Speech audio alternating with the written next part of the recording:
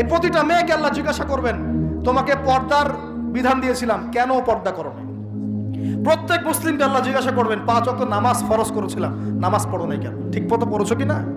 প্রত্যেক ধনীকে আল্লাহ জিজ্ঞাসা করবেন, দাঁড় করিয়ে করে, একজন করে, একসাথে 10 জন না, একজন করে আসবে, একজন করে। এই আব্দুল্লাহ তুমি আসো, এই আব্দুর রহমান তুমি আসো, এই ওবায়দুল্লাহ তুমি আসো, এই রহিম তুমি, আব্দুর রহিম তুমি আসো।